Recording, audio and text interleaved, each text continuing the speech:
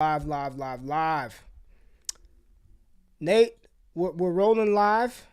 Mm. YouTube. I think we're up. I'm gonna check right Oh, now. this I'm is what gonna always catches me, dude. I'm Every gonna time. I'm gonna check right now. We should be good. Uh, Cracks me up. I've Should been be caught good. so many times. Yeah, I'm live. Okay, now I gotta act like I'm not talking to you right now for the people in the building, and I hear my chat going off. Yes, yes. People are like, you are live. Oh man, y'all know what it is, man. It's your boy Ray G. I'm here by myself tonight. No Jay Rich with me tonight. But I'm excited. I'm excited. Y'all may have saw this thumbnail yesterday. Jay Rich set it up a little bit early, but I've got somebody in the space that truly just admire, respect. We'll get into some stuff. He doesn't know what we're gonna do in this show tonight. He has no clue what we're gonna do. But I'm gonna get into some stuff. Somebody that inspired me, pushes me to do better, and just knows his shit when it comes to football and in this crazy game of fantasy football that we play. Again, somebody I look up to and admire. Y'all know who he is. Y'all hear him all the time with the Podfather himself, Matt Kelly. He's doing his own thing, man. Make sure you go to patreon.com/. I'm outraged to support everything that this gentleman is doing in the game. My friend Nate Liss, what's up, big dog? What's up, man? I appreciate you bringing me in. You and I have tried to link up for a while, it seems like. I felt like, seriously, for like the last 3 months, I felt like the biggest piece of crap because I feel like I've been letting you down one roadblock after another, one hurdle. And at one point, I'm like, man, Ray's just going to give up on me. He's going to be like, dude, if you don't want to do it, just say you don't want to do it. Yeah, I mean, I felt like you were dodging me. I'm like, Nate, I know you spent the better part of last draft season trashing Devontae Smith, but there's still love here, dog. Like you don't have to avoid me for you and Matt's hatred of the Slim Reaper. He was no Jamar Chase. He was no Jamar Chase, but a very solid wide receiver in his own right. But man, Nate, in all seriousness, man, it's funny. I was having a conversation with a patron the other day, and in this content creation space right now, Nate, we'll kind of ease into this thing. I think Joe Hokola put out a tweet yesterday talking about like the business of fan. Very good thread, like just things he's learned through building a business and content creation.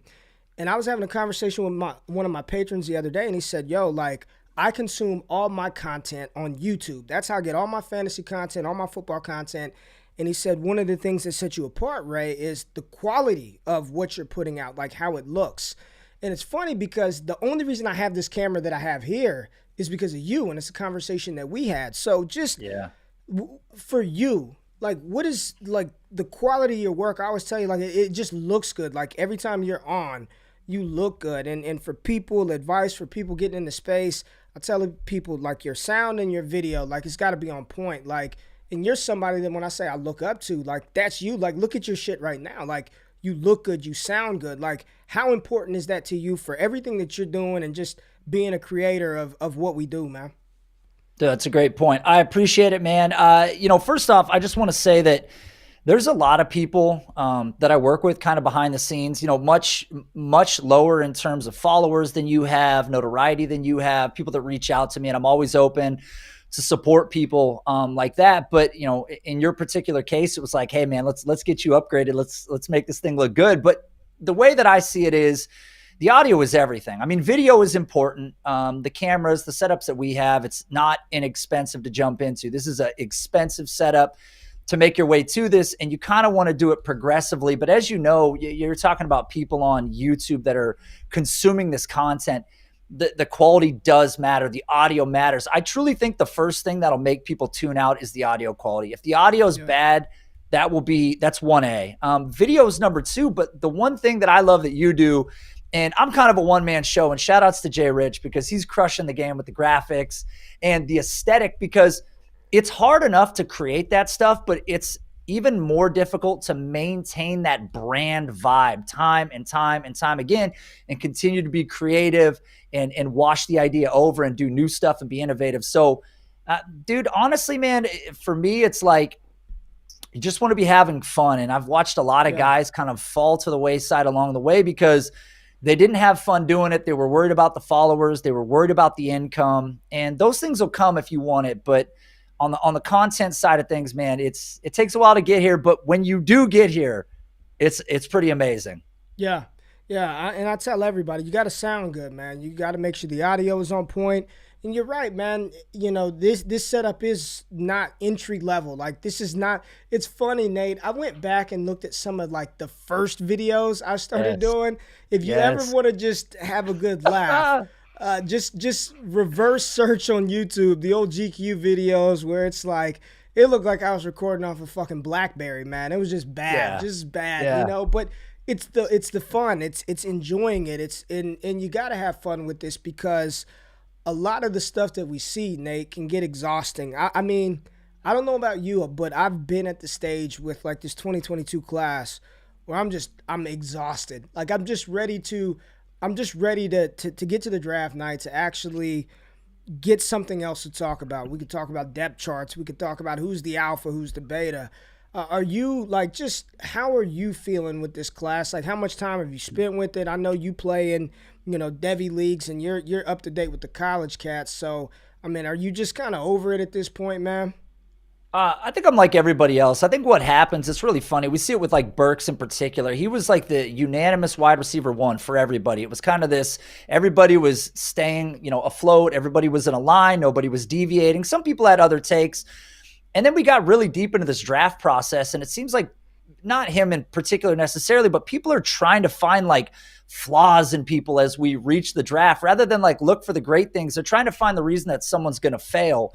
And that's kind of what I'm a little tired of, because if you told somebody to, you know, put every dollar you have on whatever you think is right, they wouldn't do it because they know there's a big risk in being wrong. And nobody knows anything for sure, right? Nobody knows none of this. And so what I love, you know, you're definitely a tape guy. I think you've really appreciated the analytics over time.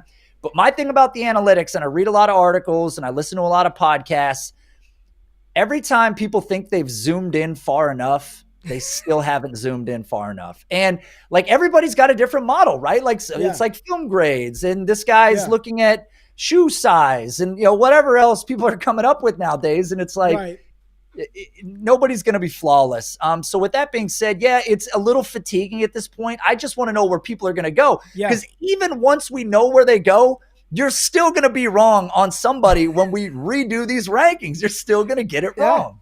Yeah, just like Justin Jefferson was a horrible landing spot in Minnesota. You know, Rager hit a prime landing spot in Philadelphia because there's no target competition.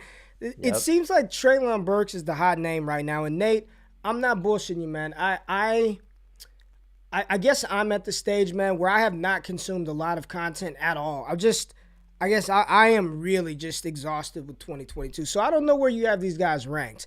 But right now, it seems like the name that everybody is afraid of is Traylon Burks. And to all indications, everything that I know about the numbers, the dude checked those boxes, right? And what's funny to me, Nate, about the Traylon Burks sort of roller coaster of emotions with him is we're the ones who, throughout the entire college football season, that put these lofty athletic comps on Traylon.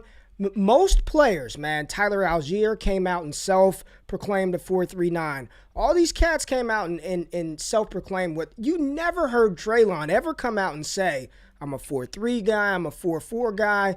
Like, he never said any of that shit, ever. Not at any point in time. That was us, right?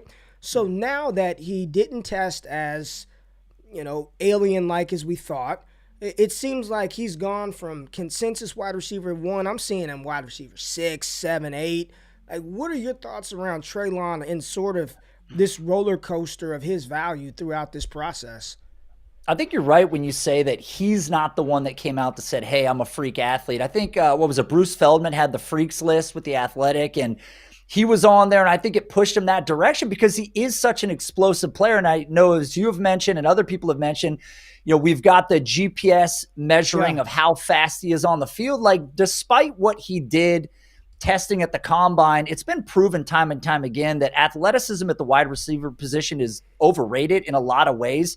So that really shouldn't have changed people's thoughts. Now, for me, I think Burks is the wide receiver 3 in the class. And I think a lot of these guys are pretty close.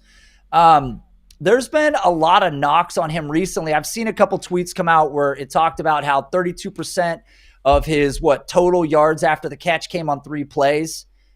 And that's probably true. And it was probably, a part of the usage of his gameplay on the field because 61.4% of his total targets came 9 or less yards down the field. So he was definitely used as a short area guy. And then when they were in cover 0, they're like, go. And then here he is deep down the field and he's making big plays. So it's interesting because I actually went back to look at this and I love Garrett Wilson. I think that Garrett Wilson's the number 2 receiver in this class. I think personally, when it's all said and done, he might be the safest wide receiver in this class, just, prospect for prospect. But when you look at the deep targets downfield, he was actually less effective than Traylon Burks was last year. They actually both had 18 deep targets of over 20 yards. Burks ended up with 456 receiving yards and 12 touchdowns, and Wilson 322 yards, 9 touchdowns. So you're actually seeing Burks more explosive downfield, more productive on the deep targets, on equal usage. And it's like, you got to pick and choose. A great thing that we hear on Move the Sticks, they talk about building your basketball team, right? Like in a sense, like you want to have a guy that's a deep threat. You want to have a guy that can post up. You want to have a guy that can run short and intermediate. Yep. And not every guy can run every route, man. You don't see Devontae Adams just torching guys 85 yards down the field, right? Yeah. So I think if we learn to sort of understand these players as chess pieces, right? They're going to do some things great and they're going to do some things not so great. And this guy's he's a young player who, is getting a lot of negativity too because of his slot usage. Yep. And it's interesting because I think my personal opinion, Nate, and I know it hasn't happened yet because the information isn't readily available. If it was, I truly believe if it were readily available, Player Profiler would probably have it first or very close to first. But I'm interested in GPS tracking, period, over all these guys. There was a tweet. I've got a good buddy of mine, my frat brother, Corey Yates, works for RA Analytics, Recruiting Analytics. And he posted a tweet about, it was like 2 months ago now, that basically was talking about the 40-yard dash time in correlation to like max speed in like GPS tracking on players. And the example he used was Jordan Howard and Ted Ginn Jr. I believe Jordan Howard ran a 4.59 40-yard dash at the combine, 4.6, and Ted Ginn Jr. was a low 4.3 guy, right? High 4.2. Yet both of those players in their NFL careers have reached max speed of 22 miles per hour in game. I don't think people should have been, if you were going to fade Traylon Burks, if you told me from the jump, look, man, he really didn't do a lot. I didn't like his route inventory. I didn't like the slot usage. Like, if that was your argument, then cool. But when you start to say, he wasn't a 4.3, and it was everybody, man. Nate, I was looking at the books. They had his over-under 40-yard dash at 4.37 when it opened up. You know what I'm saying? Yeah. And but to me, he plays fast. And I know a lot of people use I've said Josh Gordon, A.J. Brown. Some people have said a bigger version of Deebo Samuel. I believe Dane Brugler said he is the larger version of Deebo Samuel. I just asked you said Garrett Wilson is the safest. I mean, are you personally willing to take the risk on Traylon? And if you don't mind us asking, who is one? If Wilson is 2, you got J-Mo at Traylon at 3. Who's 1? J-Mo for you? No, Drake London's number 1. Nate, stop it. I'm dead serious. Drake London, number 1. He's an analytics guy as much as he's a tape guy. I mean, he really does. He's right down the middle for everybody. I love him. So, okay. Yeah, I love Drake London. On the Burks thing though, I think you're right. If anybody had too much expectation on their head, it was Traylon Burks. Like way too much, and he didn't come out as twitched up as people had hoped, but that shouldn't be the death knell in him. And it's weird because he is falling.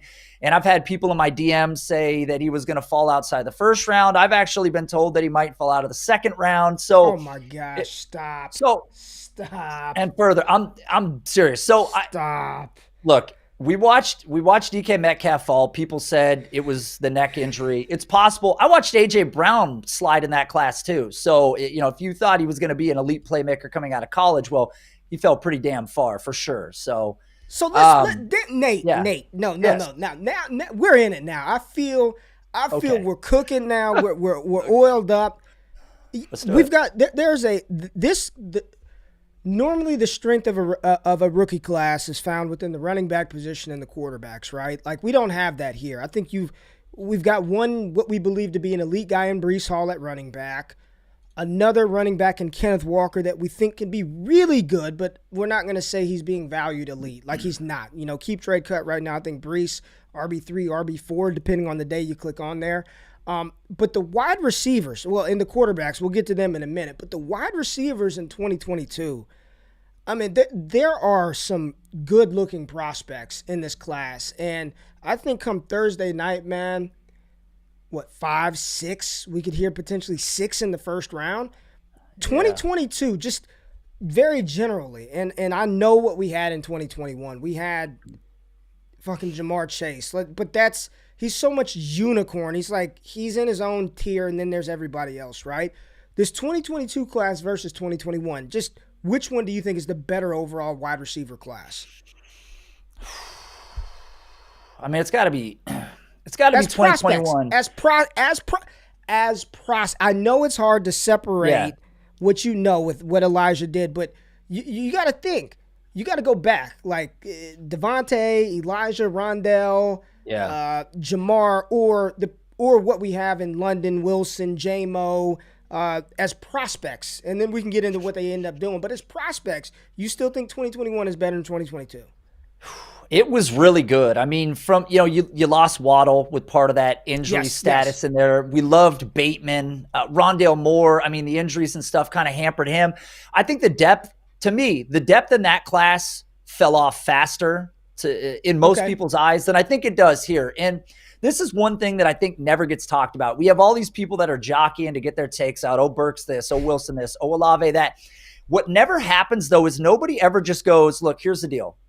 We might have 2 wide receiver 1s in this class, and we may have a couple wide receiver 2s. We may have wide receiver 3s, and we may have a bunch of guys that fade into oblivion. But everybody always treats these rookie drafts like there's 7 wide receiver 1s. That's not the case. It will not happen. And Jamar Chase is the wide receiver 1, or maybe Justin Jefferson. But guess what? There can only be 12 of those guys at any given time in the NFL in fantasy football. So you're already starting at a net negative. And look at some of the dudes that finished inside the top 12 at wide receiver. Cooper Kupp, older. Devontae Adams, older. Tyreek Hill, older. Diggs, older. I mean, Evans, older. There's not a lot of young guys in there yet. And that's either an argument that we put too much stock in young guys to be great, or it's an argument that when these older guys fade, these guys that are young now kind of ascend into that position. But Jefferson and Chase are on another tier. And it's like 2014 all over again. People are hammering wide receiver thinking that they're going to get the Odell, the Cooks. It doesn't come around often. And I think in this class, we got a lot of guys that do a lot of different things, but my confidence in how many wide receiver 1s there are is not that high. How many do we have from 2021? Chase, Waddle. Probably Chase and Waddle right now. I don't know that. I mean, I don't know that Smith ever gets there. I'm sorry, man. I don't. Look, there can only be 12, Ray. You know this, and it was interesting to see him last year use more as a deep threat than a possession receiver, and see that his target separation wasn't quite what we had expected, but he didn't have maybe the perfect quarterback for him. But guess what? Now he's in Philly, and we kind of have to live with those circumstances. But do you believe Bateman could be a wide receiver 1? Because I just don't think. If Baltimore's not going to make it happen. If you're out on Smith as a 1, then there's no way in hell Bateman can ascend to that. And I look at Baltimore in the same light that I look at Kansas City. As long as Mark Andrews is there, that offense is going to flow through the tight end first. They're going to go in, out, right? And then they want to bring Hollywood Brown back. And then we didn't even get to the volume in Baltimore's offense, which I guess I'm still – is it wishful thinking for me to think that Jalen Hurts is going to be somebody that's going to throw the ball 33 times a game? Yes. Like is that because if I'm Philly, there's no way I want him throwing the ball that much. No way. I don't even think he wants to throw the ball that much. He can't, but that's the thing. You don't want to take the venom out of the snake, right? Like if we have Lamar Jackson just stay in the pocket and pass, he's a very good passer. We saw it a couple years ago. He can certainly throw the ball despite the fact that people say that he's a bad passer. I don't get that. But if you take away that dynamic ability as a rusher, then it necessarily kind of throttles the capabilities of himself. And I just don't see Philly or Baltimore, for that matter, really ever utilizing the pass like we've seen from Tampa with Tom Brady, or we even saw from a terrible Jacksonville team where Trevor Lawrence was chucking it numerous times, and you couldn't even name a wide receiver in Jacksonville. So then my question to that is, why are we valuing Elijah Moore as high as we are? Because Zach Wilson is no proven. What is that? That Jets situation, man. Now, credit to the Jets. They are doing everything possible to surround Elijah or Zach Wilson with talent. They're doing everything in their power. But Nate, I'm not all the way in on Zach Wilson and what he's going to be. Or if they take a receiver, number 4, number 10, that upside for Elijah Moore is what at that point in time in that offense with capital invested in. Now, I guess if it's J-Mo, then Elijah's got a runway for a little bit, right, because of the ACL tear. But what if that's Drake London or Garrett Wilson or Chris Olave that the Jets take? What does that mean for his upside? Because some people seem to think Elijah Moore's got top 12, top 14 upside at the receiver position. I mean, it's bad news. It just doesn't work like that. I mean, I've looked back at it. Every so often, and more often you would think, every other year, every 2 years or so, you get 2 wide receivers from the same team that finish inside the top 12, inside the top 10. But it's typically from more prolific passing offenses or more efficient passing offenses, whether it's Ben Roethlisberger, who's throwing it 650 times, or it's Kirk Cousins, who's efficient as a passer, producing a Thielen and a Diggs. I mean, if Drake London goes to the Jets, the odds that him and Elijah Moore end up as top 15 guys is pretty much out the window. You're now looking at maybe, dead serious, you're probably looking at a top 25 guy, and that might make Drake London a top, he could be a top 12 guy possibly, depending on where he ends up. Maybe higher. He's a guy that I believe could be a wide receiver 1 for sure. But you're hinging it on a quarterback that everybody thought was going to be great because of arm talent, his pro day, he played at BYU. I mean, the competition level, there's just too many arguments, not to mention the Jets are just a bad franchise. And here we go again. They're sitting on, they did snake Seattle out of a couple picks, but they're now sitting on a situation where they've got a ton of capital. And you said it, man. I mean, we look at the Jets this year, they've got 4 picks inside the top 50, 5 picks inside of the third round to first. So they've got a lot of capital. I mean, they can move all around the board. They can do anything they want. They're taking a wide receiver. I mean, this team needs an alpha on the outside. You've still got Elijah Moore playing in the slot, and that's great. But I don't think they even believe that Elijah Moore is the answer. Is Trey Lance the answer, Nate? Because there are people. I'm all about the TMZ report, man. If you don't know anything about RayGQue, I have no problem spreading fake news, Nate. I just throw it out there, and I preface it by saying I'm not the messenger. I'm just don't shoot the messenger. I'm just delivering it. Yeah. But there are rumors from people whom these sources are, I do not know, that maybe San Francisco isn't as sold on Trey Lance. Maybe he's not as good. He wasn't ready. If he was ready, he would have played. Do you think he's the guy in San Francisco, first of all? And then second, what do you make of the Debo situation in San Francisco? But are you in on Lance? Sounds like somebody needs to fire somebody in the scouting department if they're out on Trey Lance already. I don't think we've seen enough from Trey Lance to really say whether they should or shouldn't be out on him. I will say this. I've heard people say that Malik Willis is a better prospect than Trey Lance. I've seen it. Listen, that is chaotic. Okay, that's crazy. First off, oh my God. First off, all right, look, it's not a knock on Willis that he had to leave Auburn to go to another school because he had competition in front of him. Look, Jared Stidham never ended up being anything great in the pros, but damn sure believe that these guys in college are great players. I mean, they are some of the best players in the country, and it's not an easy thing to usurp even a Jarrett Stidham. And I know people are like, he sucked. He couldn't get past him. But the thing is, he goes to Liberty. He's still erratic at Liberty. He's still inaccurate at Liberty, making poor choices. I look back at Trey Lance in his one full season in 2019, 28 touchdowns, no interceptions, dynamic with the legs. I think he does too much, and they selected him too early to not see what he does. I mean, what's the downside for San Francisco? I mean, possibly they're non-competitive, but that's on you. I mean, you selected the guy. Yeah. Listen, man. Nate, I didn't make this shit up, man. I'm scrolling the timeline. I'm seeing it. I will go to my grave. I will go to my grave believing that they wanted, or Kyle Shanahan wanted Mac Jones at 3. I will go to my grave truly believing. I'm not saying that was the right move or not. There's no way in hell I would give up 3 first-rounders for Mac Jones. But I wholeheartedly believe when they made that deal, they wanted Mac Jones. And I think when that noise started to happen, whether it was the owner, whether it was John Lynch, somebody said, nah, man, there's no way we could do that. This is my personal belief. I think they wanted Mac at 3. I think when they initially made that move, it was for Mac Jones. Whether you believe that or not, it's honestly irrelevant because Mac Jones is in New England and San Francisco has Trey Lance, but who they may not have is Deebo Samuel, who at first I thought it was bullshit, and apparently it's not. Like, Deebo wants out. Is this something that's going to get resolved? I know you're tapped into the NFC. You don't think it's getting resolved? You think he's? I don't think it's getting resolved. No, I think Debo's gone, man. It sounds like it's more than money, right? Like, I'm sure you've been tapped into this too. The only thing that might keep him there is if Trey Lance is the guy, getting rid of your most dynamic, best weapon. So if you already don't have a confidence in Trey Lance, if you're now going to say, hey, Deebo, look, it's not going to work out. We're going to trade you. Probably going to draft a rookie in your place, I'm assuming. We'll talk about that. But now you're going to put Trey Lance, somebody who you have a wavering confidence in, on the field with less weapons, with one of the top 5 best players in the league not in the offense.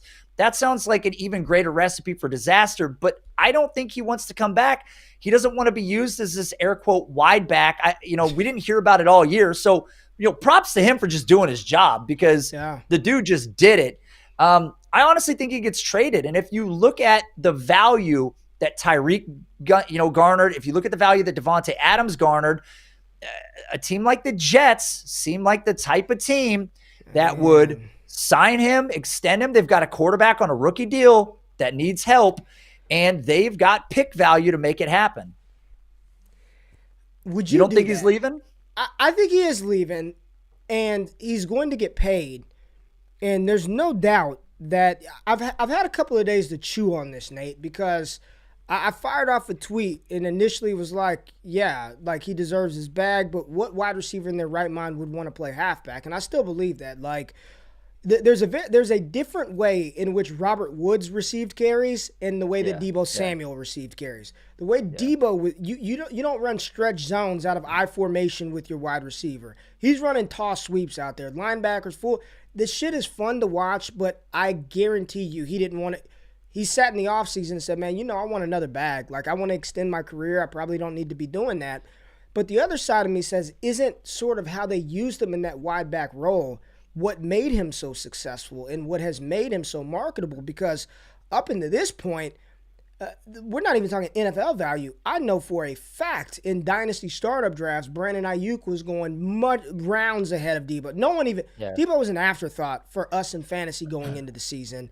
And when you look at his NFL production up into the season, it really wasn't consistent, right? This was his first fully healthy season since his senior season at South Carolina. I mean, are you paying that wide receiver $25 million a year, $26 million a year? And if you are, I think that's going to provide a window in Dynasty to where you got another shot to get out. If you don't believe in the health, if you don't believe in the usage, if you think you got another opportunity to get out, would you be holding Debo if that were to come to fruition, which it seems like it will? And are you paying a wide receiver like that $25 million a year? I think you're going to have to pay. Well, we know he's getting traded. I can't say we know, but I'm pretty confident that he gets traded. This has become way too public at this point. And if it makes its way through the draft, we've got a very different situation. But I think this is going to get resolved on day one of the NFL draft, if not before. But I think whoever acquires him is going to have to pay him somewhere between Christian Kirk and what we saw like Devontae Adams get, right? So he's probably looking at what, $23 million or something around that range. I think the Jets have the money, 23, 24. I think the Jets can do it. They've got a young quarterback to do it. But in Dynasty, I'm not that interested in Deebo. The hardest thing for me was, we did the breakout finder, right? We made the breakout finder. One of the metrics in it is the dynamic score. Dynamic score looks at kick return, punt return, rushing capability. Deebo Samuel is an incredibly dynamic player. We all knew this coming out of college, right? It's what made him so special, but they've turned up the volume too much. And like you said, the way that they're having him do it now is like a danger to himself. And this is a guy that's already so fragile. It's such a reckless way to play. And I don't think that any situation is necessarily, when I look at the landscape of who has the money and who has the capital to acquire him, I don't think there's a landscape out there that's better than the San Francisco situation. And that's another concern. Do you think he gets that type of money, man? Is that how he's going to be used somewhere else? Or do you think that was just exclusive to San Francisco? And here's the thing. The Shanahans have no problem running anybody into the ground. That's been their MO for the longest, right? Like, do you think that Debo is an elite caliber wide receiver, or do you think he was more product of great scheme work, sort of the creative ways that, like, you think you could just line him up and say, go get it, like you can Jamar Chase, like you can tell Justin Jefferson or, Julio Jones, I'm throwing it to you 13 times and you just got to get it done. Do you think that is who he is? And do you see any similarities between Deebo and Traylon Burks, who he gets comped to a lot? I think there's certainly differences there where the durability of Traylon, the thing about Debo, and probably what hurt him so much and why he had to come back he did come back for that last season was due to injury, right? Like Debo may have been an underclassman had things gone his way. So the fragility of himself is actually kind of what put him in the situation, which eventually, put him in at the Senior Bowl and kind of put him back into the spotlight. But when you look at him last year, Player Profiler does a good job of looking at sort of zone and man coverages. I mean, he was kind of outside the top 30 versus man, outside the top 40, I think, in zone. He's not bad, but the thing about Debo is he's great after the catch. Like, really, if you want to use him right, you just got to put him in space, and you need a creative offense to do it. I understand that we probably want to see him run. You mentioned the way that the Rams have utilized wide receivers. Yep. I think over the last few years, like 40 or 50 rush attempts to the wide receiver position. None of their guys are necessarily getting hurt. Robert Woods, obviously an injury, but totally unrelated. But I think Deebo Samuel just has to go to a creative offense. Unfortunately, he's in one right now. Yep. But there's this new dissension between the two. Again, I just am concerned when I look at the landscape of teams that have draft picks currently. I don't know who I'm confident in actually taking him and sort of transitioning to that next level. I don't know what team that is that has the money and has the picks to do it. Green Bay? Green Bay's a spot, right? Like, and apparently it wasn't it's always the money, but Devontae said it wasn't the money, but clearly they've got enough to at least pay Debo a little bit less than what they did with Devontae, and they have an extra first rounder. It could be a sneaky good spot for Samuel in Green Bay. But point is, I agree with you. I think he's gone, and it's going to be interesting of what happens in that San Francisco offense. George Kittle, everybody's favorite player a couple of years ago, sort of has been quiet the past couple of years, right? Brandon Ayuk. I mean, Juwan Jennings, it's like they gotta do something, right? If you lose Debo, that's a huge piece of that offense you're losing. And I don't give a damn how good you think Trey Lance may be. It's still going to be his first season starting in the NFL. And I just don't think he's going to come out the gate, flawless, right? So it's interesting what they have going on in Frisco. And Nate, I would be remiss if we didn't talk about one of the more polarizing prospects in this class. And I think Traylon Burks has sort of taken some attention away from this player a little bit, but we got to talk Isaiah Spiller because Isaiah Spiller is somebody I know throughout the college season we love the tape. Like we're watching him run and the cuts and all of that shit, right? Like he was a good player. But throughout this draft process, man, not fully testing at the combine, and then the shit that he did, it was half-assed because he was hurt, I guess. Whether that's true or not, he was hurt. So then he gets an opportunity to do it over at the pro day. And, pro day, normally you do better at your pro day. Normally it's your home environment. It was still pedestrian, right? It was like a little bit better in the vertical jump, a little bit better here. On-field drills were never the issue, but the athletic testing, which, while you talked about at wide receiver, doesn't matter as much. At running back, it kind of does. It kind of does at the running back position. What are your thoughts on the Spiller sort of saga from, at one point in time it was him and Hall, and then now I'm seeing him as low as RB8. I'm seeing players like James Cook and Damian Pierce ahead of him. Just where are you at with him in this process, and what are your thoughts? Because a lot of people in the draft community think that he can go quite high in the draft. So I'm challenging folks out there. I want to see how legit people are, because a lot of people talk that shit about draft capital, right? Running back, they get the draft capital. There's the hit rate. Yep. If he gets the draft capital, now what? What excuse do you make now? Is it he got the draft capital but fade? Or do you adjust and say, well, you know what? Shit, he got drafted a lot higher than we expected. Yada, yada, yada. I mean, where are you at with Spiller, man? So, I'm definitely somebody who, at this point in their fantasy football career, if you will, I'm more like 70-30, sort of still analytics to tape, and I still lean on it. And if the numbers are done right, it should truly help illustrate what it is that's taking place on a field. But again, like I said before, when you thought you've zoomed in far enough, you still haven't. So with Spiller, man, the thing with Spiller is when we look at historical probabilities of that athletic profile, they're not that good. And here's the problem. You don't get a lot of RB1s out of this, right? And I know for you, a comp that you probably have for him, I'm assuming is like a David Montgomery type of player. Yeah. Right? So even David Montgomery, we've gotten like one good season out of him. And he's been great as a pass catcher, which is something we know that Spiller does well. And I was looking back at Texas A&M's kind of production profile. Him and A-Chain.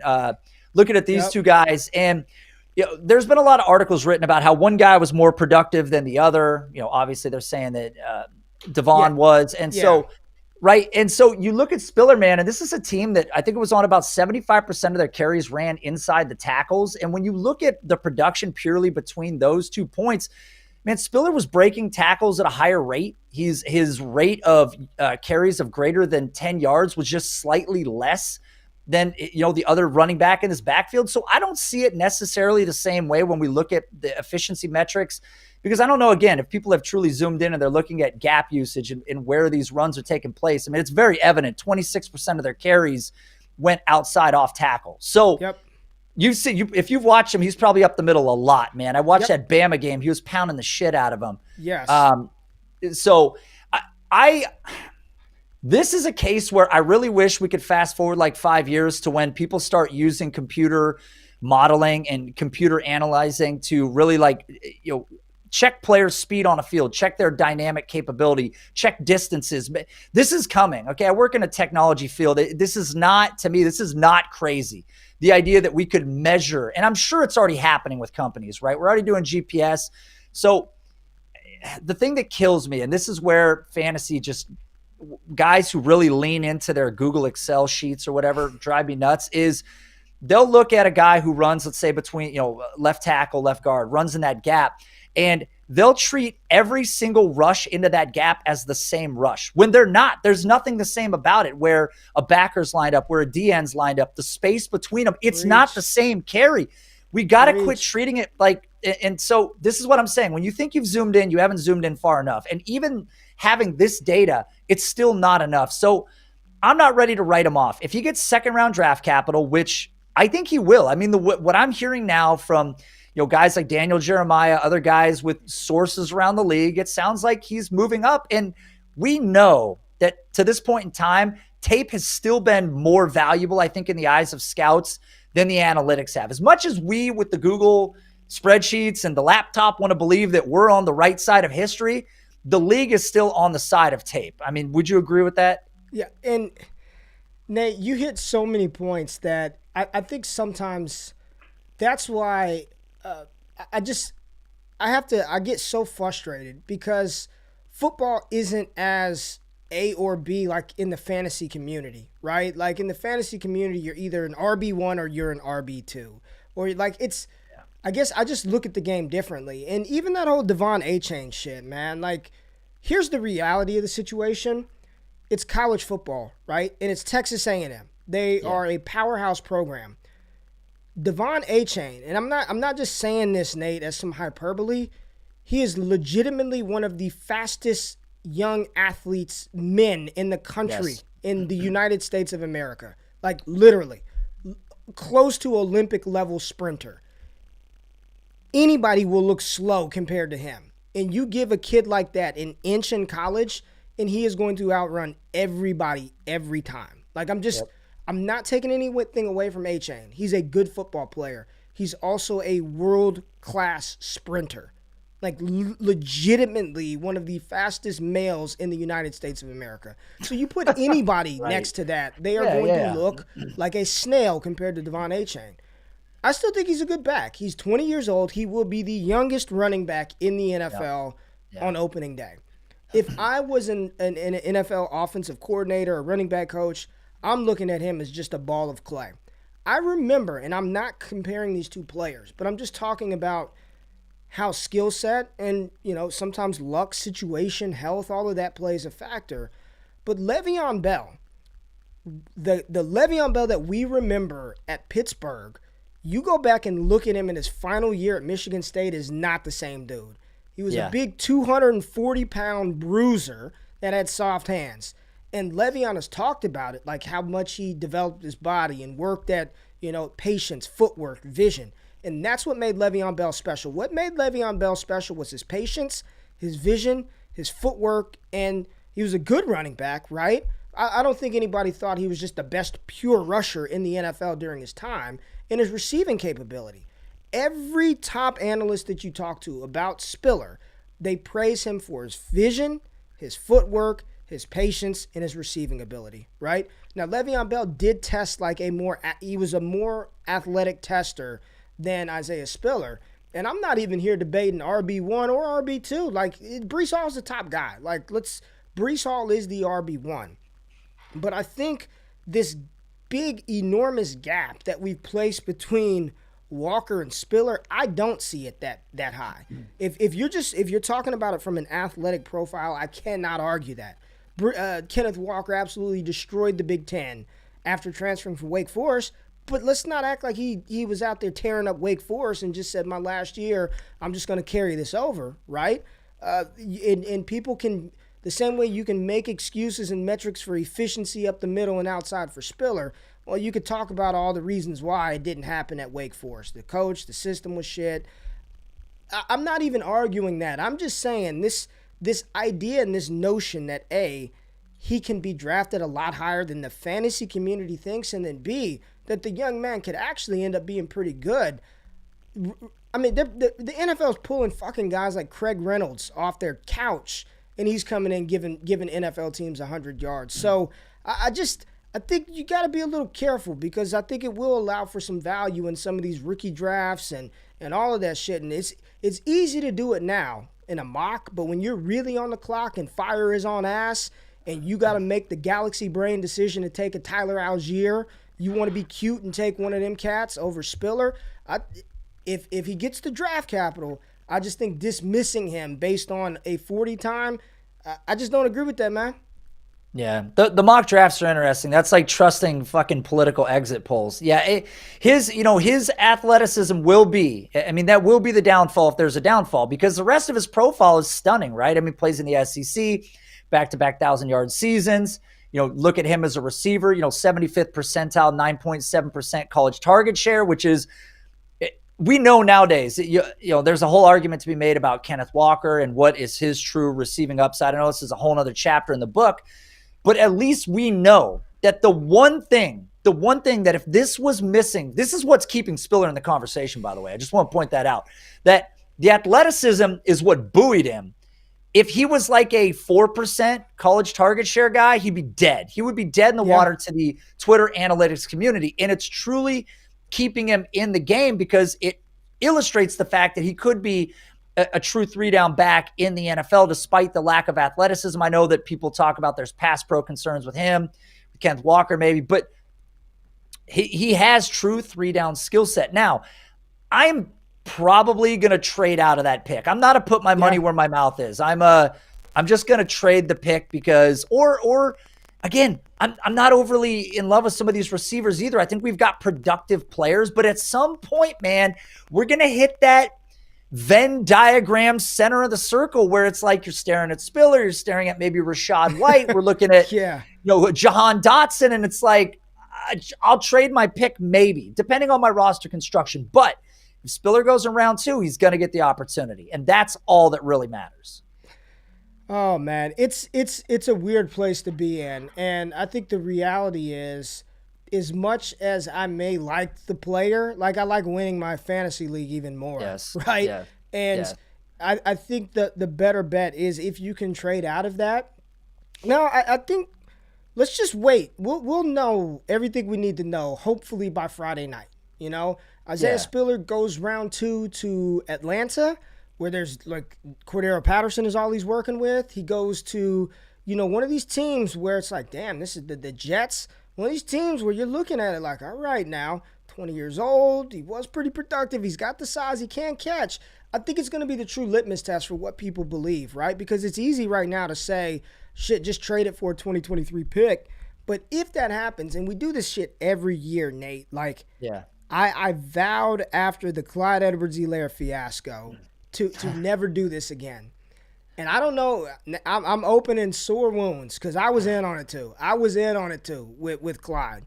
But the lesson I'm trying to not repeat is he was my RB5 going into the draft. Throughout the entire process, it was JT Swift.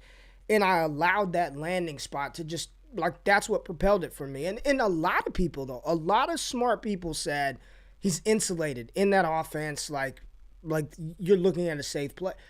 I don't want to do that again this year with any position, right? I don't want to do that with Spiller. I don't want to do that with any of these cats, man. But when fire is to ass on the clock and you got to trade out for a random 23 first, that everybody talks all that shit about the 23 class right now. I don't know how much you've dove into the class.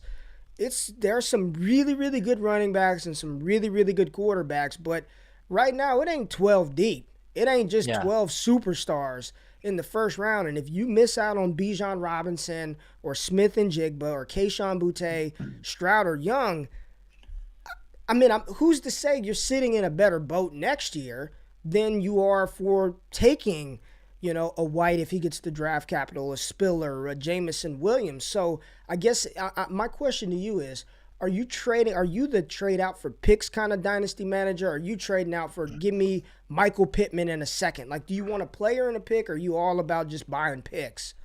Well, think about all these people that traded out to get 2022 picks because they're, man, I can't wait to get Harris and ETN, and then they went back, right? And then all of a sudden you're down 2 running backs in the class.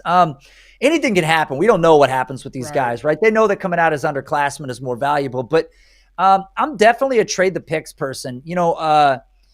I definitely eat at my own restaurant, as Matt Kelly would say. So I hate risk, man. I would much rather, go to members of my fantasy league. And I haven't made a ton of trades with the picks that I have right now because I'm just really not interested in doing a single thing with the picks until A, I know where these guys go. And B, to be honest with you, man, I would almost rather wait till I'm on the clock because unless you play in a league where it's very obvious what's going to happen, and we think Breece Hall goes 1. If you're a fan of Malik Willis, he's probably in the top 2, 3, then Kenneth Walker. Like, there's a point, but if you're sitting at 5, if you're sitting at 6, if you're a guy that's looking at Corral, if you're a guy that's looking at a wide receiver, you don't know what's going to happen yet, so you kind of want to be on the clock to make that trade. But, man, a guy like DK Metcalf is so devalued right now. Like, I think it might get to the point where, seriously, Drake London, if he goes top 14, top 12, like you could get DK for Drake straight up. Now, if you're a fan, I'm just telling you, one player's proved it in the NFL. The other player hasn't done absolutely squat in the NFL yet. Now, I think when you talk about putting money where your mouth is, that's not crazy to me. I realize DK Metcalf doesn't have a quarterback today. That's not a crazy take to me whatsoever, especially for a guy that's 24 years old in the league. I mean, I'm with you, but you think that London should give him. I mean, the Giants apparently they might be in the market for a receiver if they get rid of Kadarius Toney. If London goes top 10, you think there are people who would trade DK Metcalf for Drake London straight up, or would trade, like, you think that would happen? Well, I mean, the team is, of course, what's going to make us, second guess. That's all. But situations change, right? Matt and I talk about this on the Sonic Truth podcast all the time. Situation today, and if we talk about some of these landing spots, I've got a landing spot that's like galaxy brain, but it's a great example of what shit looks like today and what it could look like tomorrow. I realize that, any guy that goes to the Bears feels like, oh, you don't want him there, but we haven't seen the ascension possibly of Justin Fields. The Jets are not a good team, and you're really banking on the fact that Zach Wilson's going to take a step forward. And I know there's a lot of guys out there that are ready to make that argument, but it's like, based on what? Based on what are you going to make that argument? And I would just rather, okay, so just out of curiosity, what side of Drake London to one of the bottom options, New York, either New York team or DK Metcalf, are you on? You on the DK side? Give me DK. Okay. Give me DK. Right. So that's the way I look at it too. And I think there's a lot of people out there that are so in belief of what somebody on social media. Okay, again, look, I was in on the Clyde Edwards-Helaire thing too. Okay. I can never forget about it. I'm scorned forever because of it. It's a bad look. It's not a good look. Go back and check the tape. So I think with players like this, it's just, I like to temper expectation personally, but there's a lot of guys who are not analysts, right? 99.9% of players who listen to analysts, and there's analysts out there with a fucking bike pump that are pumping up the Drake London inflatable whatever, like, oh, he went to the Jets, man, him and Zach Wilson, look at this throw at BYU, and it may never manifest, dude. Wide receivers don't hit all over the place. I love Jamar Chase. He went to play with Joe Burrow, man. Did you hear on the I Am Athlete podcast with Brandon Marshall, Chad Johnson? Yeah. They had Jalen Waddle and Jamar Chase on the show like a couple of weeks ago, and they asked him, like, what was it like going to play with Burrow? And Chase was like, oh, dude, it was just easy. Like, I just knew like he and Waddle both said they just had the chemistry. He was like Joe and I literally would just be like, hey, do that thing, do the whatever from LSU. And even if you look at Chase, man, what's so scary about what he did this past year is not just the fact that he took a year off, but if you really watched him play receiver, a lot of the time, I mean, it looked like he was just playing backyard football. Like, he wasn't out there just running whip routes like Hunter Renfrow left and right. Not saying that he can't, but it looked like he was just getting his sea legs back, right? Like, wait until he develops a couple of just specialty routes that he's just the king of doing this. And it's just scary to think how much better he could get because he really hasn't played the game for a year and it's his first year in the league. But the point was, he said that playing with Burrow, it made it very, very, very easy for him in that transition. Are you out on the Jets? And I'm not saying out as in out. Everything is relative, right? But do you think that's just a damning spot for London, for Wilson, for JMO, whoever gets? Because a lot of people are on the Zach Wilson hype train, saying that all he needs is this. I'm on the opposite end of the spectrum. I'm not a big Zach Wilson fan. I don't think it'd be a good situation. I'll just say that. And like you said, everybody said, oh, Zach Wilson got so much better the second half of the season. I went and looked at his numbers, and I'm like, where?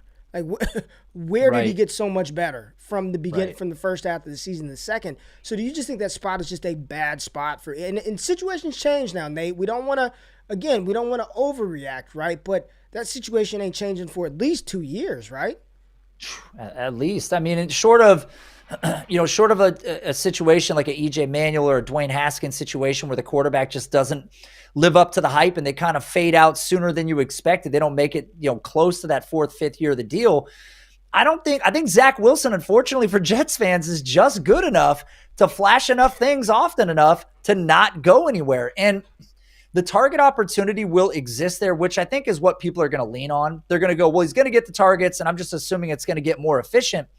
But I would much rather, there's a lot of different situations here. And again, I think London's great. I think London could be a wide receiver one. I think if he goes to The Jets, it's a scary proposition, but that situation is not changing anytime soon, like you said. And that is, to me, the biggest concern. And one thing I want to say about Jamar Chase, because we were talking about him, that's one of the only dudes in the league that can have like 5 targets and house 2 balls for like 96 yards. Like on limited opportunity, that guy can give you a wide receiver 1 game. And you're not going to find that in this class. And that's part of the other difference here. So when I look at this group, I realize they're going to have this crazy draft capital, but I remember a couple years ago when it was Corey Davis and it was John Ross and it was Mike Williams, and they were all, what, top 12?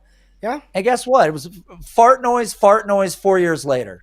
So this is what happens, man. People get real hyped up. But London has the advanced metrics. I don't want to come off as like an anti-London guy. Yeah, man, I'm asking you, do you fucking even like the guy? I mean, you just fucking, I asked you about Garrett Wilson and you come back and bash on Drake London some. I mean, you said he was your 1, Nate, but Jesus, It does not sound, I mean, he's my 1 as well. I do think, and I keep saying like Brandon Marshall level upside, and then I go look at Brandon Marshall's stats and look at and say there's like, that's just, that dude was a unicorn in his own right. But I do think London has that alpha type ability because not only is he a big guy, he is good after the catch. The yards after the catch for somebody his size, like Mike Evans catches ball, falls down, right? Really good at that. Drake London can catch ball turnaround. I'm not saying he's going to Tyreek Hill that shit, but he can move and matriculate the ball down the field. Nate, I have to ask, man, because it seems like you don't like this quarterback, Malik Willis. Are you a Malik Willis fan? It doesn't seem like you are, Nate. It doesn't seem like you're a Willis fan. I would just assume that Pickett is not high on your radar either. So is there anybody in this quarterback class that you care for? Or are you just complete total fucking fade like everybody else? Man, I'm pretty out on it. I definitely am not a fan of Malik Willis. And, dude, I feel like this has become my hobby horse, which is really bad because I don't want a hobby horse. I just want to kind of be a guy that does things, enjoys his life, hangs out with his family. At least you explain why. And you're not just saying, I don't like a lot of people. At least you back it up, man. So I think that's totally fair. So why not Malik Willis? So with Malik Willis, the fact that he went to Auburn in the first place should be a kudo to him. It should be something that we look at and go, okay, damn, that's impressive. That's part of the profile that we like. It's the fact that he never got an opportunity. It's the fact that we started to hear him even say that he was lackadaisical, didn't care about the playbook, wasn't trying hard enough. And guess what? When that shit happens, you go to Liberty. So then he goes to Liberty, right? And he's still errant with the ball. I had a stat that I looked up, and I'm going to misquote it now, but I think that Jalen Hurts had maybe 400 more pass attempts than Malik Willis did over his college career and only threw 2 more interceptions. And we don't even look at Jalen Hurts like he's this monster quarterback. So I think that what's going to happen with Willis is he's going to be overdrafted, right? Because he's going to go too high. He's going to be he still shows in the top 10, could go higher. He's going to get overdrafted. He's probably not going to live up to the hype. And because there's going to be too much pressure, man. I mean, he's going to have so much pressure on him to be the savior. When was the last time a guy from Liberty, for God's sakes, his last year was decent. People, I don't even know. I got to be honest with you. I don't even know where people are getting these graphs because I've been such a detractor of Malik Willis that I get the most hate mail you've ever seen in my DMs. And people are like, yeah, well, look at this Google sheet and look at this image and look at this one. And then I'm like, okay. And I'm looking at them and they're like, if you look here, if you look real close, you see that dot? I'm like, yeah. They go, that's Malik Willis, dude. And he's right above the line. And I'm like, I don't know what you guys want from me. All right. I just am not a big fan of what I've seen. And it's like, people want to knock Spiller, right? And say that he's not an athlete and ignore what he did. Here we go. Ignore what he did. Cody, man. Cody said you're the small school hater list, man. All right. It's part of my brand, bro. I'm sorry. It's true. But I don't understand where people have to tie themselves in a pretzel to make an argument for why this dude is going to be good at the next level. And it's like, look, dude, I love pretzels. It tastes really great, but I don't want to fold myself into one to try to make light of the fact that a dude's about to be overdrafted. And I think, okay, here's the thing. Why is he objectively better than Sam Howell? And I will say this before you answer. Are his legs the reason he's in the conversation? No, because I'm sharp, and I know that Sam Howell's rushing yard. I mean, it was up into that final playoff game that Malik Willis usurped Sam Howell in rushing yard totals. I mean, Sam Howell had over 850 on the ground in his final season. Sam Howell can run. Honestly, I don't know. I don't know. I do think that the Senior Bowl had a big part in his rise. I do. Yeah. I was there. Yeah. I saw the hype, Nate. Yeah. He was, and I'll be honest with you, man. Like, when I was there, walking around the hotel, I fucking, like, rubbed something in my eye, and it's burning like shit right now. But when I was walking around at the hotel, at the convention center, every player was around Malik Willis. Like, everyone, like, gravitated to him, you know? Yeah. Sam Howell just kind of, like, on his own with Ritter. But, like, he did have this, and I know that shit doesn't score fantasy points, but he had that moxie, right? He had, it seemed like he got a lot of steam after the Senior Bowl. And, you know, goes to the combine, throws some long passes. And I guess I'm trying to answer the question and say I don't really know. Because for a half of the college football season, it was Matt Corral to the moon. I mean, up until Ole Miss played Alabama, it was Matt Corral to the moon. So I don't know when this Malik Willis ascension kind of took place, because a lot of the time he was viewed as like a later round quarterback, like a late first, but he was going after Howell. He was going after Corral. He was going after Pickett. I don't know. I don't know when that happened in the process. I really don't. Look, what's going to happen is you're seeing him get pushed up to, God forbid, the 101. I mean, listen, guys, can we huddle up here for a second? If you're taking him at 101, that's a huge risk. I hate doing that in fantasy football. I would rather trade the 101. Like, listen, if you have the 101 and you don't want Breece Hall, you can't trade back to 102 to take Breece Hall, then God, trade the pick. But I don't know when the hype started either, but I want to say that it was probably around Senior Bowl time when we saw him test out that charisma. Same stuff that Baker Mayfield had, by the way. And so you see all this stuff around him. And I know you see him at his pro day, and you know he throws a great deep ball, and Mike Tomlin, and it's a great scene. Look, he seems like a high character guy. He looks like he turned the corner on the issues at Auburn, and he looks like a great guy for the locker room, right? I think that's a dude that people would get behind. The problem is, like you said, charisma doesn't score fantasy points, and what he did at Liberty doesn't either. So that's two problems on the table for me. And you know your Seahawks are going to take one of them, right? Is that the rumor, Nate? You know we're going to talk. Nate, listen. You're not going in the season with Drew Lock. You can't sell me on that. Don't even try to sell me on Drew Lock is an answer. Drew Lock, they're not going. They're taking a quarterback at 9, right, Nate? I don't think so. I think, if anything, Seattle trades that pick.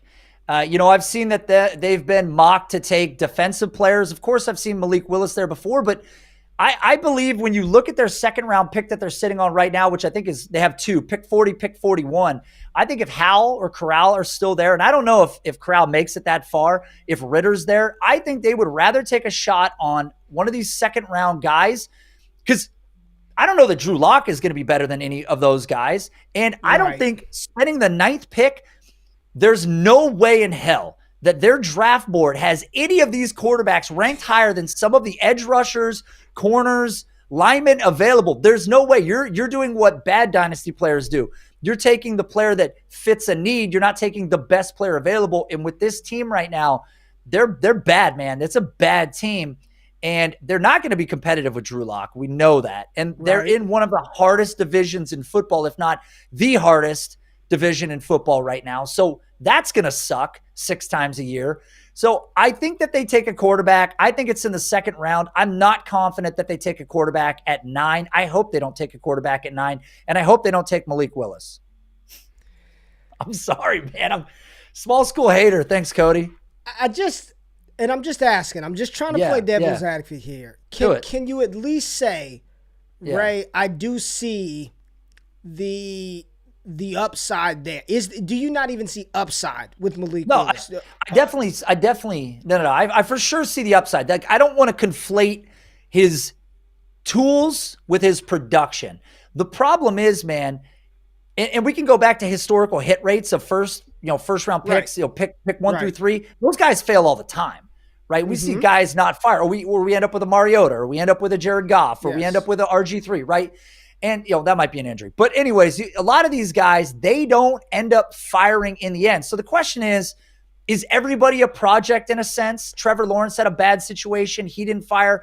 I think that the tools exist for great players. I think Malik has the intangibles, but do you really want to spend the 9th pick overall in the draft when you could get an impactful player today and you don't even have a line? That's the thing. Isn't this the reverse of what you're supposed to do? Aren't you supposed to build an O-line, then go get a quarterback? You're going to burn up his rookie deal trying to build an offensive line. I agree with you. I agree, Nate. I'm an agreeable guy.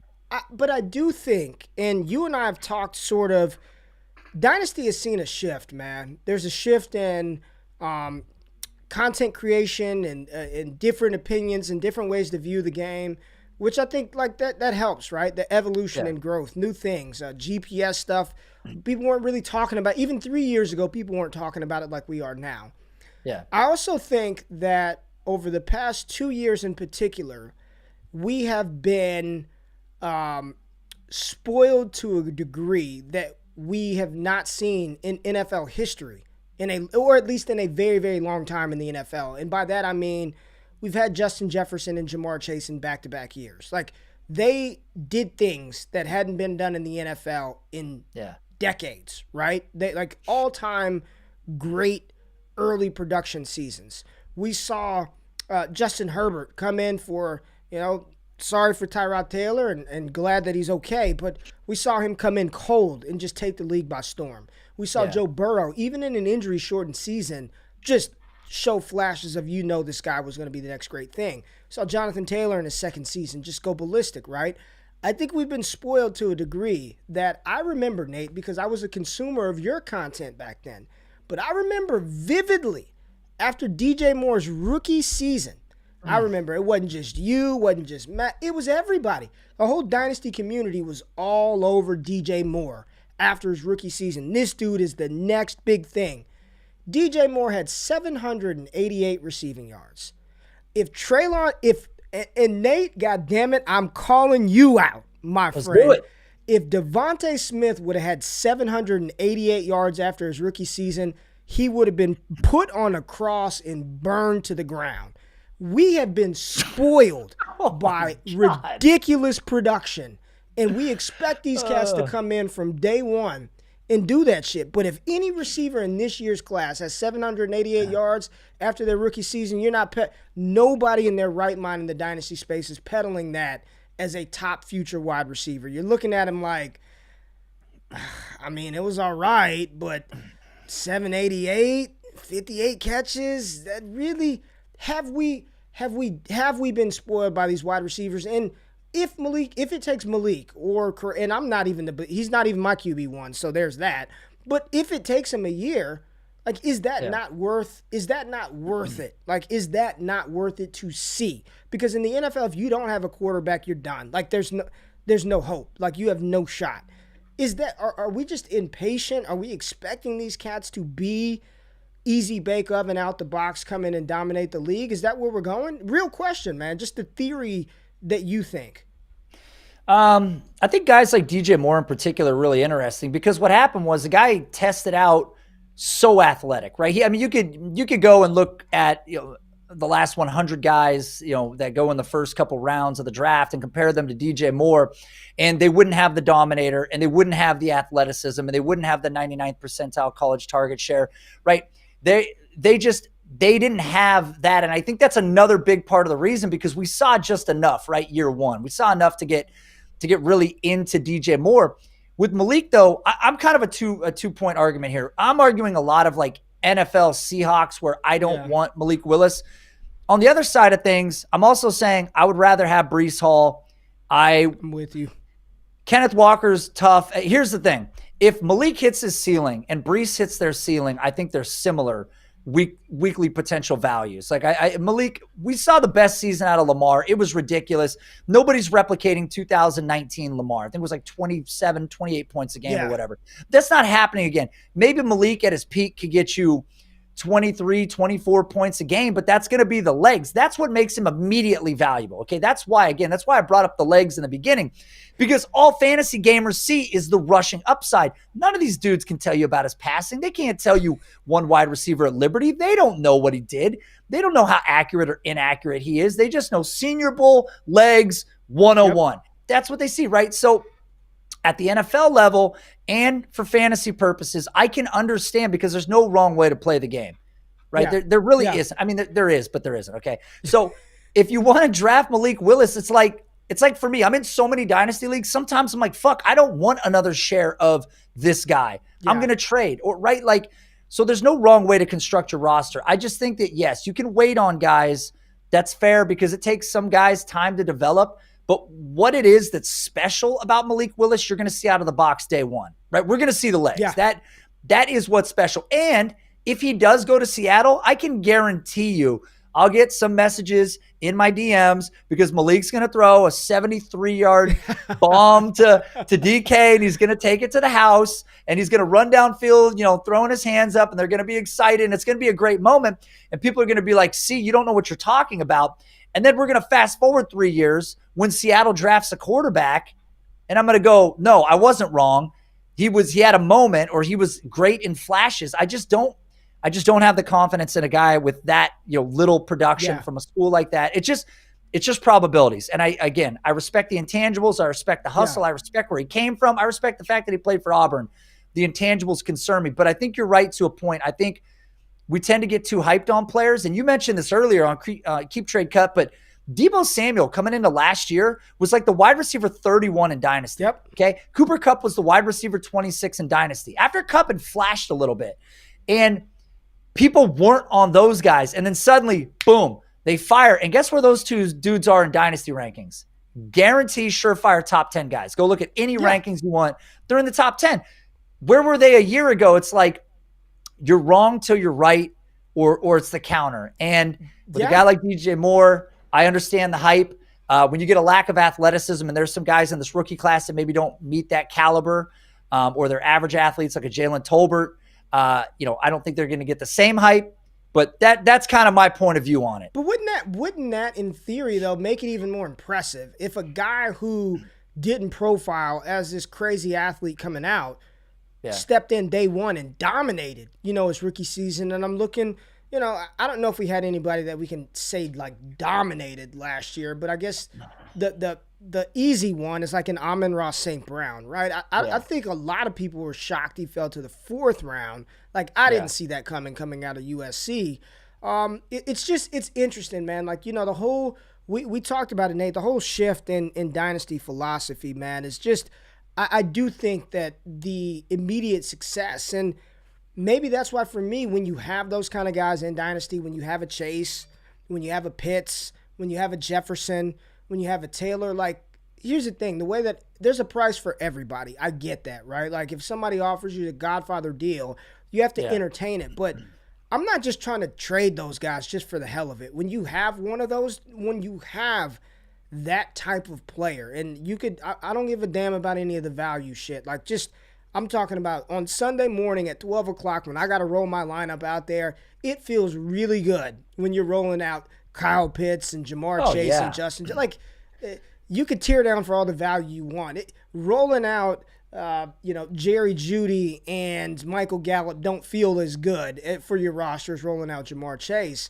I just wonder if those guys, like, how do you even, when do they come around? Like, when do those cats come around? Like, as much as I liked Devontae Smith, as much as I liked him last year, I mean, Chase is the guy. Like, he's different. Like, Smith could be a very, very good receiver, like very good in the league. Chase could be all-time great, right? If he stays healthy on this trajectory, and I'm not trying to speak crazy here, but he can be all-time great. I don't know if Smith could ever be all-time great. I think he'd be all-time very good, like in his ceiling, right? He can be all-time very good. Chase can be all-time great. I just think sometimes we may have to there's just no patience anymore. If cats don't do it right away, we're just fucking done. Like, I'm done. You didn't do it year one, I'm out. Whether it's quarterback, running back, receiver. It just seems like we don't have a lot of patience anymore. And maybe that's not the game. Maybe I'm maybe I wanted to be a little too nice and be patient. But shit, at some point, man, you gotta slow your roll at some point, right? I'm pretty sure that's the world today. Patience is a virtue, man. It's been lost. But no, I think you're right. The thing about Jamar too is, we saw the crazy production profile back in college, right? Freshman year didn't do much. Sophomore year absolutely just annihilates everything. Then doesn't play in 2020, which is crazy. Then he gets drafted incredibly highly at the NFL level and then shreds everybody to pieces. But that age-adjusted production, that level of production amongst that team of players that he played with, that competition was there. I think that was majorly impressive. But what's really crazy, man, you're not wrong, and you don't have to temper it back when you say that he could be an all-time great. Last year, Cooper Kupp saw 191 targets. Okay, Jamar Chase ended up the year with 1,455 receiving yards on 128 targets. If you had given Jamar Chase 191 targets, he would have legitimately had like a 2,200-yard season. So I think we haven't even seen the ceiling. Like, that's crazy. We have not seen the ceiling. Not even close. No, not close. Not close. No, not close. And I think also, with what we've seen from Jefferson, what we've seen from Chase, again, I mentioned this earlier, it's kicking off that 2014 feel again. It's like, I need it year one. And they both went to situations that were great. I mean, I know people didn't like Kirk Cousins, but I've been saying it for a long time. Kirk Cousins is wildly efficient. He's a damn good quarterback. He did it for Thielen. He did it for Diggs. He did it for both guys. Now he's doing it for Justin Jefferson. Like, he's a damn good quarterback for fantasy. And Joe Burrow, very clearly no different, especially when you link these two guys back up. I think that's the reason we keep hearing like the Chicago Bears should trade up for Chris Olave, try to like repair this situation because you get that immediate rapport. But to your point, man, generational talent doesn't come around often. And we were just pretty blessed to see two of them in back-to-back years. So, Nate, before I get you out of here, man, we've got to talk one more receiver. Oh, and no. I see his jersey in the background because there's a lot of chatter. And listen, I trust you, man. You're tapped into the Seahawks more. You are an insider. I trust you. I know you've got sources. I feel for you because you still have to deal with Pete Carroll. But DK Metcalf, Tyler Lockett, what do you think is going on there? Like, if I were those two guys, I don't care what they say publicly, they say the right thing. I would not be excited right now going into the season with Drew Lock as my quarterback. I wouldn't be excited. DK Metcalf wants to get paid. Tyler Lockett probably wants to, get a little paycheck one more time before he's done. Drew Lock can't be the guy that's going to help him get there.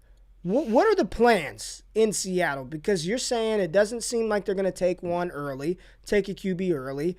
Like, what's going on in Seattle? And I don't even, Chris Carson, I don't want to play. If his health is at risk, don't go back on the field, man. I mean, there were a lot of people who said when the neck got hurt, like that might have been it for him. Who knows? I don't want to, injury stuff, I don't, I'm just hope the guy's good, man. But Seattle, first of all, Nate, the window to me closed on Malcolm Butler's interception. The window, like, shit just hit the fan at that moment. Like,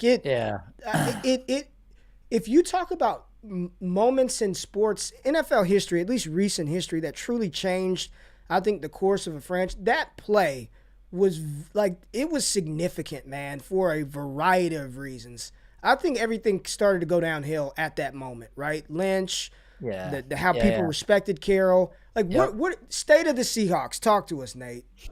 I think one thing that's not getting talked about with DK Metcalf, I agree. I don't know that they're going to go. Here's the thing. I don't know that they don't go into the season with Drew Lock. I mean, Pete Carroll has, I know you don't like this. Pete Carroll has looked like a liar multiple times. Constantly said, one thing, another thing happens. The Russell Wilson thing, we're not going to trade him. He's, going to stick with his franchise. Boom, he gets traded. When you traded Russell Wilson, that meant nobody on this team is safe, right? Nobody on this roster is safe. But DK Metcalf in particular right now, so this is the part of the season, where the offseason is voluntary. DK Metcalf doesn't have to be there. He's working out. He's in the weight room. He's back in Seattle. He's training with the team. He's going to team meetings. He's very involved. I don't think you see that with these other players. You see a lot of guys not showing up, avoiding it. Oh, it's voluntary. I'm not going to be there. I think DK Metcalf truly senses an opportunity here to be the guy. And I do believe that him and Seattle get the deal done. The unfortunate thing is contracts have exploded. It was the Christian Kirk deal, and then it fucked everything, right? Christian Kirk deal set the whole league on fire. And then you get these big contracts with Hill, and you get the big one with Adams. And whatever you're going to pay Deebo, you probably have to pay DK the same, right? And DK knows, he's like, all right, look, if I'm going to stay in Seattle, you got to pay me because I could literally go anywhere and I'm coveted. I think he stays in Seattle. I actually believe Pete Carroll because I see what DK is doing, and I've seen how involved he's been with the team in the past, and he seems like a genuine guy. And I used to think that about Russ, but little by little, Russ was always a great person, but man, it seemed like where there was smoke, there was fire. You would hear things from his camp. He's not happy about this. He wants to have player control. He wants to see the pass attempts go up. Russ never said it, man. I wish Russ would have had the balls to just come out and go, why am I number 17 in the league in pass attempts? Yeah. I got two guys that finish in the top 10 in fantasy football, and I'm number 17 in pass attempts. Yeah. Like, what the hell's going on here? And I think the situation in Denver will be good. But if anybody was going to go, I could see it being Lockett if they're trying to work towards this new franchise roster. But I don't see DK Metcalf leaving. I really don't think he is. And just because what he said in the past, what I'm seeing from him now is an indication to me that he's sticking around because I don't see many guys in the league doing this. Is he top 5? Dynasty wide receiver DK Metcalf. Top 5 right now still? No? I don't think so. No, I don't think so. I think you got to push him back till the quarterback situation gets resolved. But with that being said, I would still absolutely trade him straight up for Drake London. I think I hate to be too fluid with dynasty rankings, but the way that I do dynasty rankings is I treat them like you're looking at them as if you're about to do a startup today. So because DK could be a number 5 in the future, right now he might be number 7, might be number 8. Well, today in a startup, that's where I see him. Could he go back to number 5? Sure. So if people see the rankings and they go, what the hell, man? You had him at 7, now you have him at 5. It's like, well, look, situation changed. It got better. They got a quarterback. Now, if I was doing a startup, I would be looking at him over Cooper Kupp, over DJ Moore. And so I think that to me is a really astute way to do your rankings. I know a lot of people move them around and shit because they want people to see that they're being busy in the sheets. But I think truthfully, I want people should, and I definitely treat it like, hey, you're about to do a startup. This is how I think you should value these guys today. I think he will be a top 5 guy again, I believe, because I don't think this draft class is going to change that, but it's going to be hard for him to bump Jefferson, Chase, probably AJ Brown. And for me, I'm a CD guy, so I think he's still in that mix. Well, Nate, I'll say this, man. For everybody out there, if you want those ranks, patreon.com/I'm outraged. Go sub to Nate's stuff. Nate, I got people in my Discord, man, who just say you do a tremendous job over there on your channel and how you dynasty, how you engage with your community.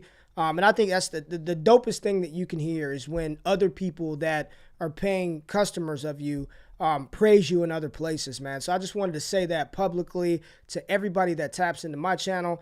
I don't say things that I don't believe in. Like, you're dope, man. And if you're out there, if you're listening to this tonight, like the thing Nate said earlier in the show, he didn't want to feel like the Malik Willis hater. One thing that I can always respect about somebody, whether we agree or disagree on the prospects, is he lays out his case, man. Like, it's not just throwing shit at a wall and hoping it sticks. Nate, I mean it from the bottom of my heart, man. Like, no bullshit. Like, there were times where I'd be riding to work, listening to you and Matt and being like, man, one day I'm going to be on a show with them cats. I remember saying it. I remember the first time y'all brought our man Fusuvu on, how horrible that show was, but how so bad. And you don't have to, I guarantee that was, at that time, that had to have been one of the highest, at least downloaded shows. Like, how excited we were. It was like Christmas morning, Fusuvu's coming on. So, you're somebody that I look up to in the space, somebody that I respect. So when I say go to patreon.com/I'm outraged, support Nate, all the dope stuff that he's doing. Nate, I just want to thank you for coming on. Got to ask you real quick because somebody sent me $15, so I'm going to fucking answer the question. Javonte Williams for Derrick Henry in a 2023 first in a Superflex Dynasty League. Would you trade Henry in a first for Javonte Williams? You're getting Javonte. You got to give up Derrick Henry in a 2023 first. You making that move in Dynasty. Man, Derrick Henry's gotten so old in the blink of an eye. You know, Derrick Henry's going to be what? Are we pushing 29 now? He's almost 29. if you think that he's going to play forever, if I'm the Javonte Williams guy, then I would make the deal just to get that, depending on the first. That's really what it comes down to. There's no context to this first. If it's high, it certainly opens up a great opportunity. But I'm a big believer in Javonte Williams. So personally speaking, I would rather hold Javonte and not make the deal. If that pick is really high, like a top 5 in Superflex, then I would certainly consider it, because that class is going to have some super heat at the top. Absolutely. Nate, let's not make it 2 years, man. Let's not make it 2 years. I'm not as smooth as Kelly on the outros. I just cut shit off at the end. So I appreciate you tapping in. Follow Nate on Twitter. You see him down here. We'll link his Patreon in the description of the video. Link his Twitter. Nate, enjoy your weekend, man. Hold it together. Last week before the damn draft, man. Yeah, Hold man. it together and keep hating on Malik Willis, man. Keep it up, Nate. You're almost there. You're almost home. I'll do it, man. If I can do one thing, I can do that. Appreciate it, big dog. Thank you, right, Nate. man. Thank y'all for Yeah.